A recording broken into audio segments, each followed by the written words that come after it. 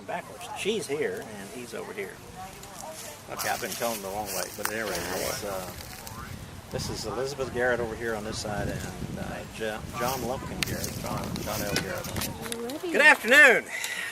I'm John L. Garrett, and I'm buried over here on this side between the foot and the headstone down here. My story really begins in about 1822 when I was born in Chambers County, Alabama, down near Lafayette, Alabama. Well, it doesn't really get interesting though until about 1848 when I married Elizabeth, my wife, who's buried right here. Elizabeth and I got married, and her folks decided, they were kind of the leaders of our little family, her folks decided it would be a good idea for us to move west and find a new place to live and begin a new life together. So Mama Jarvis and Papa Jarvis and Elizabeth and I and our two children, Margaret and Patrick Floyd, loaded up a wagon, and we got ready to head for whatever west was going to bring to us. Well, Papa Jarvis died before we ever hit the trail, and so he had to be buried right there near Lafayette in Chambers County. But when he died, he left to my son, Patrick Floyd, who was 2 years old at the time, he left him a rifle, a saddle, and a bridle. It turned out to be a rather prophetic set of inheritances. He also left him his slave George in the event that Elizabeth died before George did. Then Patrick Floyd would inherit George. So we got ready to move west, and now there was Mama Jarvis and Elizabeth, my wife, and myself, Margaret, and Patrick Floyd, and our three slaves. 3 or 4. It's kind of hard to tell how many we had. It's been a long time. I've forgotten some of them. So at any rate, we started west with our wagon, making about a mile an hour. And we got all the way to Selma, and Mama Jarvis died. So we had to bury her there in Dallas County. And we decided, Elizabeth and I, that we'd go ahead and do what they had started out to do, and we kept coming west. And pretty soon we got to Claiborne Parish, Louisiana. And after we got here, it was 1853 then, we met a man named John Greer. He had a plantation for sale that was about 8 miles east of Homer and 2 miles west of Antioch up on the Arkansas border. And he was willing to sell to us, so we became planters with our own plantation in 1853. We moved out there, and man, I tell you what, cotton was growing good. The cotton prices were excellent. We had the textile mills in England who would compete price-wise with the textile mills in the northern part of the United States, and we were getting top dollar for some of the world's best cotton. My overseer at the time, a fellow named Coleman, suggested that one year we had 65 wagon loads of cotton we sent to the gin. Life was good. We had the money for new dresses for the girls and for Elizabeth, and we had all the food we needed, and boy, we just couldn't have gotten much better. We wanted to get our kids educated, and money never was really the issue in those years, but you know, keeping Patrick Floyd from sneaking off to the woods and sneaking off to fish a little bit. There wasn't any telephones then, so they couldn't call us from school and say he was gone.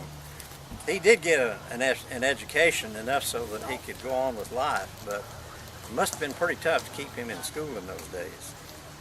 Well, everything was wonderful for 7 years, from 1853 to 1860. And then the war hit us. Now, we were still making cotton. The only trouble was we couldn't sell it. You see, the Yankees had barricaded all the southern ports, so we couldn't get our cotton out to England. And we couldn't go north to the northern textile units, because, companies, because that was across the lines of belligerency. That was across the war lines. We couldn't go up there and sell it, so it just sat here and rotted. And so we had all these mouths to feed, and we had work to do, but we weren't getting paid anything for it. And on top of that, we were taking our money, what hard money we had, we donated some to the Confederate cause, and then they kind of came along and took a little more a little bit later, but it wasn't quite such a donation. I volunteered, or at one point they tell me I might have volunteered to go and be a part of the Confederate Army, but folks around here said no. I was pretty successful, and they would like to have at least one person left in Claiborne Parish who could help carry on the affairs of state and the affairs of business. So I stayed in Claiborne Parish during the war years. Well, the war came to an end in 1865, and we thought things would get back to normal. we'll be making a good living again. By then, though, the English textile mills had other sources for their cotton. The northern mills were controlling the price now, and they were also controlling the price of freight to get our cotton up to their textile mills. So we weren't making near the money that we had been before the war. On top of that, they took all our slaves and freed them. Nobody offered to pay us a penny. They were very expensive. Cost us a lot of money to buy, and then on top of that, cost us a lot of money to house and to feed and to clothe. And we were out every penny of that. Nobody offered us anything for them. They just said they were free and they could go. Well, in order to make a crop, we had to pay them wages. Can you imagine paying colored people wages? But we did. And so we were able, by 1867, to have a pretty good crop. Now, the Yankee governor down there in Baton Rouge decided that year that we would have a constitutional convention. Now, this was one in the middle of Reconstruction, which meant nobody who had anything to do with the late rebellion could vote or hold office, which meant no white folks in Claiborne Parish who were natives of Claiborne Parish, or at least who lived here before the war, were eligible to hold office or vote. So the colored folks won the election. They were the only ones that could vote and hold office. Well, that didn't sit too well with some of the white folks. And one night, one of those colored representatives who was supposed to go to Baton Rouge, before he had a chance to leave, some folks showed up and visited with him one night, and he was lynched. Now, the Yankee government looked around trying to find a scapegoat, somebody they could blame this for, and they decided I was probably a pretty good representative of the community, and they decided that I would be the one that would pay. So they took 60% of the first really good cotton crop we had since the war began, and they confiscated it. Well, that was 1867. It wasn't long after that till Elizabeth got sick and died. She was 38 years old at the time. By then we had 8 kids. We still had part of the plantation.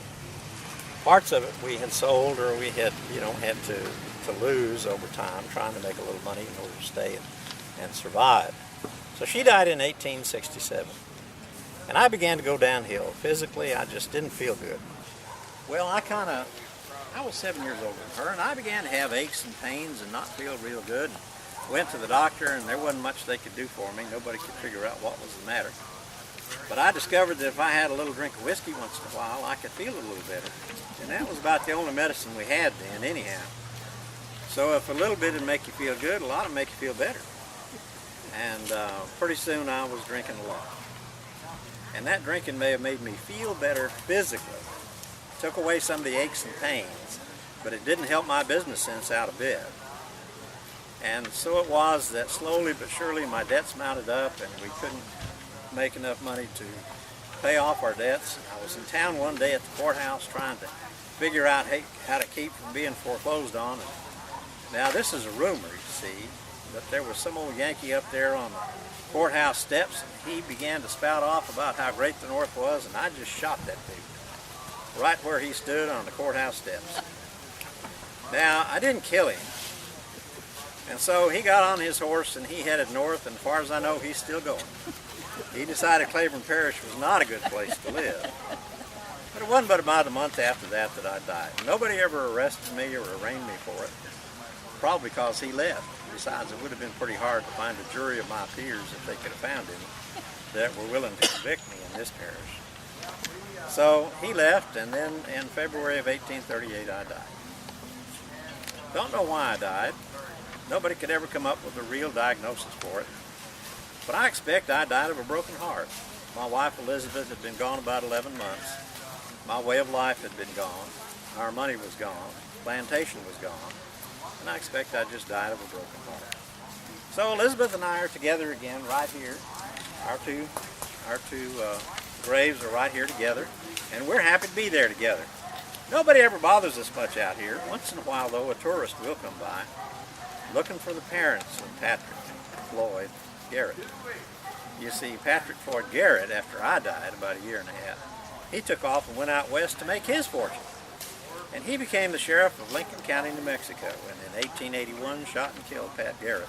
I shot and killed Billy the Kid. Billy the Kid as part of his official duties. And that made him probably the most famous member of our family. So folks do come by once in a while looking for his parents. It's good to have all of y'all come by and visit with us today. Thank you so much for coming, and we hope you enjoy the rest of the tour. Thank you. Enjoyed having a ringside seat for this speech that I had for the first. Okay, Oh, come for the on. first, yeah, you had to stand up for that first one. Right.